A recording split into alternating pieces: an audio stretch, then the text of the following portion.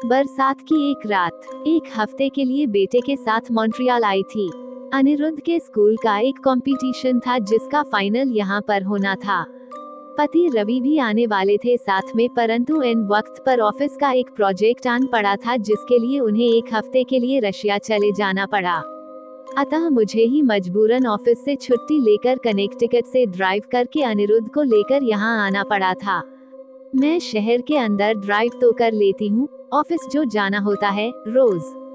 वैसे अमेरिका में ड्राइविंग जाने बिना आप बिल्कुल अपाहिज से महसूस करेंगे, लेकिन लॉन्ग ड्राइव पर अक्सर रवि ही चलाया करते हैं। मॉन्ट्रियल आते समय बेटे अनिरुद्ध के सहपाठी सैमुएल और उसकी मामा लेजली भी साथ आई थी।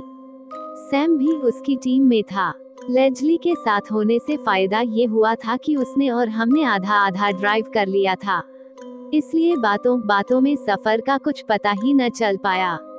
अक्टूबर का महीना अंत हो रहा था। चारों तरफ बड़ी ही मनोरम हेमंत ऋतु छाई हुई है। यहाँ के लोग इसे फॉल कहा करते हैं। शीत ऋतु के आगमन से पहले वृक्षों के पत्ते झड़ जाने से पहले सुंदर लाल वर्ण धारण कर लेते हैं। कहीं लाल, कहीं पीले और कहीं नारंगी तो कहीं भूरे। पूरे के पूरे पेड़ इस समय इन्हीं रंगों से ढके होते हैं। लाल रंग की ही अधिकता रहती है इनमें। दूर से देखकर ऐसा लगता है कि जैसे वृक्षों ने कोई लाल चादर ओढ़ रखी हो। कनाडा को मैपल पत्ते का देश कहा जाता है, अतः आपको इस समय जगह जगह लाल चादर ओढ़े छोटे बड़े मैपल के पेड़ों के दर्शन हो जाएंगे। कंपटीशन के बाद हम दोनों माँ बेटे ने ये तय किया कि रोज रोज कनाडा तो आना नहीं होता है। फिर रवि भी इस दिनों घर पर नहीं है, तो क्यों न थोड़ा मॉन्ट्रियल घूम लिया जाए। वैसे भी कल शनिवार है और सोमवार से पहले ऑफिस और स्कूल ज्वाइन नहीं करना है हमें, तो वीकेंड को हमने यहीं बिताने का निश्चय किया। लेजली और सैम को भी इनवाइट किया था, परंतु उनको घर जाने की जल्दी थी, इसलिए अपने लिए एक गाड़ी का बंदोबस्त करके प्रतियोगिता समापन के पश्चात शुक्रवार शाम को ही वे दोनों निकल गए थे। शनिवार का मौसम बहुत अच्छा था। सुंदर धूप निकली हुई थी। हालांकि दिन का तापमान भी 2 डिग्री सेल्सियस था। लोग कह रहे थे कि जल्द ही बर्फबारी शुरू होने वाली है, परंतु हमें क्या, हमें तो अगले दिन ही यहाँ से निकल जाना था। हमने अच्छा मौसम देखा और दिन भर शहर घूमते रहे। Montreal Museum of Fine Art, Notre Dame church, botanical garden और बायोडोम देखने के बाद जमकर भूख लग रही थी। एक फ्रेंच रेस्टोरेंट में जाकर हमने तब लंच कर लिया। फिर हम माँ बेटे ने घूम घूम कर काफी शॉपिंग भी की, लेकिन शाम से ही मौसम खराब होने लगा था, इसलिए हम जल्दी ही होटल में लौट आए थे। कल भोर भोर निकलना था। करीब 8-9 घंटे की लंबी ड्राइव थी, इसलिए डिनर करके हम जल्दी से सो गए थे। सुबह जल्दी निकलना तो था क्योंकि शाम होने से पहले मैं घर पहुंच जाना चाहती थी। आजकल सर्दियों में 4 बजते ही अंधेरा छाने लग जाया करता है, परंतु आज सुबह बड़ी देर से मेरी आंखें खुली थी। घड़ी में देखा तो 10 बज रहे थे। तपाक से बिस्तर पर उठ बैठी। 7-8 बजे तक होटल से निकल जाने की सोची थी, और अभी यहीं पर 10 बज गया है। ओह शिट, अभी ब्रेकफास्ट करके निकलते निकलते 11:30-12 तो आराम से बज जाएंगे। अनिरुद्ध मेरे से पहले जग चुका था। वो खिड़की के पास खड़ा होकर बाहर कुछ देख रहा था। हमारा होटल 402 नंबर हाईवे के पास था। शायद गाड़ियां देख रहा होगा, ऐसा सोचकर मैं पलंग से उतरी ही थी कि आवाज सुनकर अनिरुद्ध ने इधर देखा और खुशी से चहककर बोला, मम्मा देखो, स्नोफ्लेक्स। उसकी बात सुनकर मैं भी खिड़की के पास गई। ओह मॉली गॉड, पूरी कायनात बर्फ की चादर ओढ़े हुई थी। वृक्ष सारे सफेद, सारी बिल्डिंगें सफेद, पार्किंग लॉट पर रखी सभी गाड़ियां तक बर्फ से सफेद पड़ चुकी थी। मम्मा, लगता है रात भर काफी बर्फबारी हुई है यहाँ। उद्धरण चिन्ह। अभी भी रुई के टुकड़ों के समान बर्फ के गोले आसमान से गिरे जा रहे थे। टीवी ऑन किया तो दिन भर मौसम खराब रहने का फोरकास्ट दिया जा रहा था। न्यूज रीडर मौसम की ऐसी खराब हालत में बिलावजा घर से बाहर न निकलने की हिदायतें दे रही थी। धत तरीकी, कल ही निकल जाते तो अच्छा था। नाहक शहर घूमने के लिए रुक गए। बड़ी बेवकूफी की। मन ही मन झुंझलाने लगी थी कि रवि का मास्को से फोन आ गया। अरे अनिता, तुम लोग अभी भी होटल में हो। टीवी पर बताया जा रहा है कि आज मॉन्ट्रियल का मौसम बहुत खराब रहेगा। जल्दी से निकल पड़ो और 4 बजे से पहले बॉर्डर पार कर जाओ। हाँ ठीक है, तुरंत निकलते हैं। जल्दी जल्दी हाथ चलाते हुए भी होटल से चेक आउट करने में पूरा 1 घंटा लग गया। हमें अमेरिका जाना है सुनकर वे लोग हमारे सफर के लिए शुभकामनाएं देने लगे। पोर्टर ने अनिरुद्ध से कहा, संभल कर जाना बेटा, मौसम आज बहुत ही खराब है। शांत रहना और प्रार्थना करना। सचमुच आज का मौसम बड़ा भयंकर था। होटल छोड़ने के आधे घंटे बाद ही अंधेरा छाने लग गया था। तेज तेज बर्फ के गोले गिर रहे थे। बर्फ के गोले गाड़ी की बिल्कुल समांतराल रेखा में गिरे जा रहे थे, मानो वे पंक्तिबद्ध होकर हमारे आगे आगे चलना चाहते हो। एक हाथ की दूरी पर कुछ भी दिखाई नहीं दे रहा था। आगे सड़क तय करने के लिए गाड़ी की हेडलाइट का ही भरोसा था और दिशा निर्णय के लिए जीपीएस के अलावा और कोई चारा न था।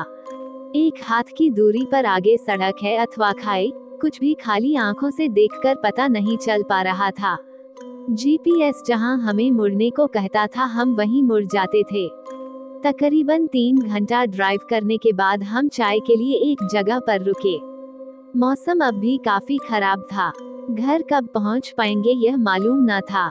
जीपीएस अमेरिका का बॉर्डर अब भी 2.5 घंटे की दूरी पर दिखा रहा था। अगर रास्ता खराब हुआ तो इससे भी ज्यादा समय लग सकता है। इसलिए हमने कुछ स्नैक्स और पानी की बोतलें खरीद ली और कुछ शक्तिवर्धक ड्रिंक्स और न्यूट्रिशन बार भी पैक करा लिए।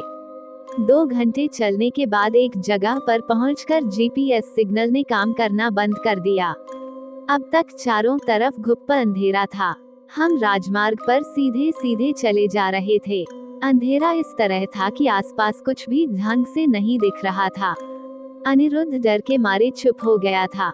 मैंने तब निश्चय किया कि इस अंधेरी रात में आगे बढ़ने का कोई मतलब नहीं, कहीं पर रात भर के लिए रुक जाना ही सही रहेगा। अनी बेटा, देखो जरा कहीं आसपास कोई होटल या रेस्ट हाउस है क्या?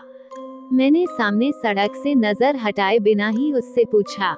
कैसे देखूं, मम्मा, नेटवर्क ही तो नहीं है। कुछ देर पहले तो तुम कह रहे थे कि रेस्ट हाउस है पास में कोई। याद है कुछ वह कितनी दूर पर था? रोड साइन भी नहीं दिख रहा है कोई। अरे, नेटवर्क वापस आ गया। हाँ मम्मा, आधे घंटे की ड्राइव पर बाईं तरफ एक रेस्ट हाउस है। मम्मा आगे देखना, संभल कर। अनिरुद्ध के चीखने से मैंने झटपट ब्रेक लगा दी थी। गाड़ी का इंजन एक अजीब सा आवाज निकालकर शांत हो गया था। सामने सुनसान सड़क पर एक 17-18 वर्ष की लड़की लिफ्ट के लिए हाथ दिखा रही थी, और वह अभी अभी मेरी गाड़ी के नीचे आते आते बची थी। हे ईश्वर, अरे ऐसी तूफानी रात में ये लड़की कहाँ से आई? मैंने शीशा नीचे किया तो वह लड़की मेरे पास आकर बोली, उसे सामने के रेस्ट हाउस तक जाना है, जो यहाँ से मुश्किल से 10 मिनट की ड्राइव पर है।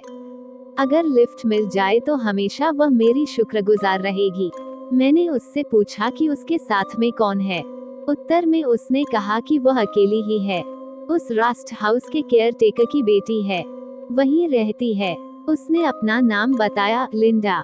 एक पल के लिए मैं सोचने लगी, क्या पता लड़की सच बोल रही है कि नहीं, कहीं गैंगस्टर हुई तो। फिर भी उस अकेली लड़की को इस तूफानी रात में अकेला छोड़ देना दिल को सही नहीं लगा। रेस्ट हाउस का नाम सुनकर एक आशा जगी कि शायद वहां रात को रुकने को मिल जाए, और मैंने उसे गाड़ी में बिठा लिया। लिंडा ही राह दिखाती हुई रेस्ट हाउस ले चली। जीपीएस सिस्टम फिर से डाउन हो चुका था। लिंडा काफी मिलनसार लड़की निकली। उसने बताया कि वह सुबह सहेली के घर पढ़ाई करने गई थी, परंतु वापस जाते समय उसकी गाड़ी बिगड़ गई, इसलिए उसे सड़क पर ही छोड़कर वह लिफ्ट मांगने के लिए खड़ी थी।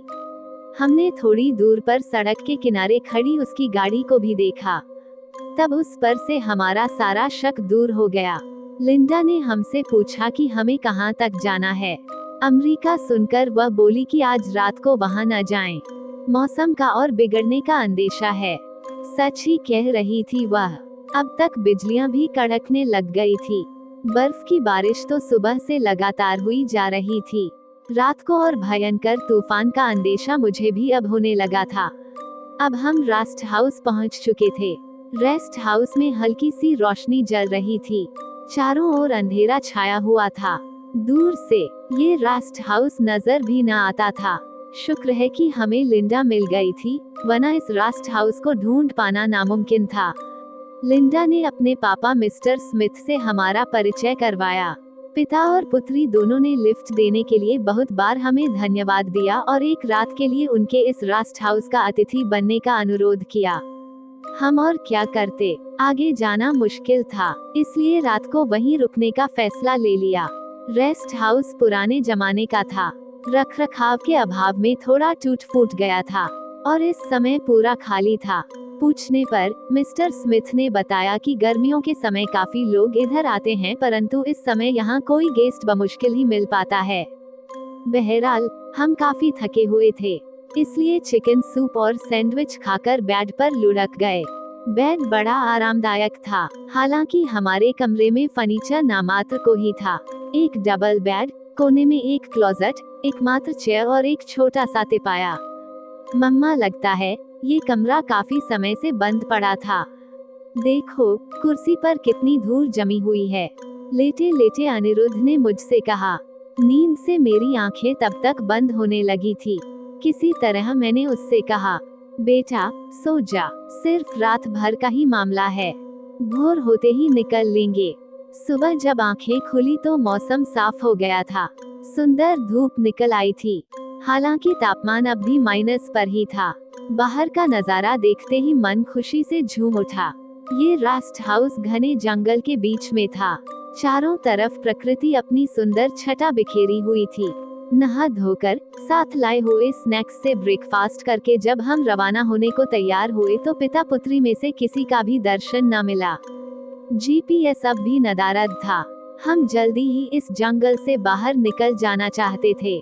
हमने उन दोनों को काफी ढूंढा, नाम लेकर भी पुकारा उनको कई बार, पर वे कहीं न मिले। इधर हमें देर हो रही थी, सो हमने उन दोनों के लिए एक थैंक यू नोट लिखा और गाड़ी लेकर निकल पड़े। परंतु किस तरफ जाना था हमें ये पता नहीं चल पा रहा था। रात को तो लिंडा मार्ग बताकर ले आई थी। आधे घंटे के बाद मुख्य सड़क पर एक छोटा सा गैस स्टेशन पेट्रोल पंप दिखा। गाड़ी का गैस भी कम हो चुका था, सो वहां रुककर गैस भरने के बाद जब हमने दुकानदार को पैसा थमाते हुए दिशा निर्देश पूछा तो बातों बातों में दुकानदार पूछ बैठा कि हम यहाँ कहाँ आए थे। रेस्ट हाउस सुनकर वह पूरे 1 मिनट तक हमें देखता रहा, फिर हमारे हाथों में चेंज के पैसे देता हुआ बोला, दैट हाउस इज हॉन्टेड। वह भूतिया बंगला है। वर्षों बाद आज भी जब बरसात की उस रात को याद करती हूँ तो मेरे रोंगटे खड़े हो जाते हैं।